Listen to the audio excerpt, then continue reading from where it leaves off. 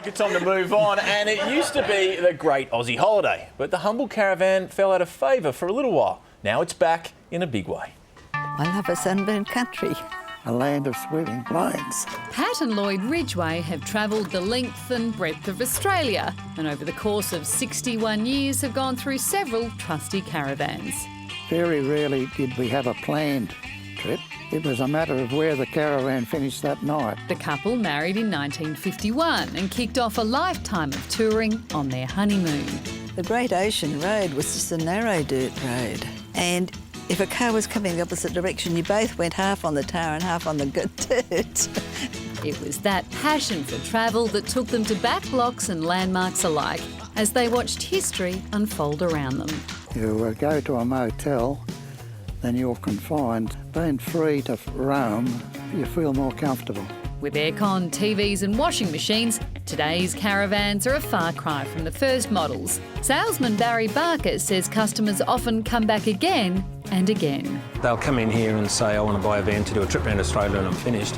But that trip can take 10 years. It's a passion that continues to grow. In the decade to 2005, caravan registrations went up by a whopping 257%. And while space at caravan sites has been declining, park owners say there's almost always room. The occupancy of sites within parks generally still runs low enough so that there's only a few weeks a year that you won't be able to get into a park. Hi, how are you? Colleen and Colin Lynn have spent the last 4 months living out of their caravan in Tweed Heads on the New South Wales-Queensland border as they cruise into retirement. We planned 3 years, leaving here and travelling down south to Melbourne, around Melbourne there for a while, Ballarat, Bendigo. It's just a lovely lifestyle. You meet a lot of people and they've always got so much positive to tell you. They tell you the do's and don'ts. We have lost count of the amount of people that you cross each day when you're driving. They wave to you, you wave to them, but it's 99% grey nomads. But statistics say the young'uns are catching on.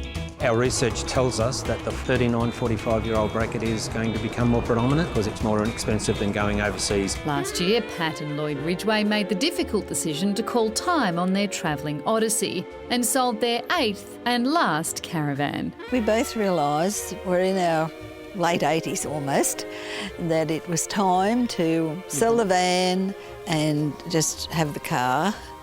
And give the motels a bit of a chance.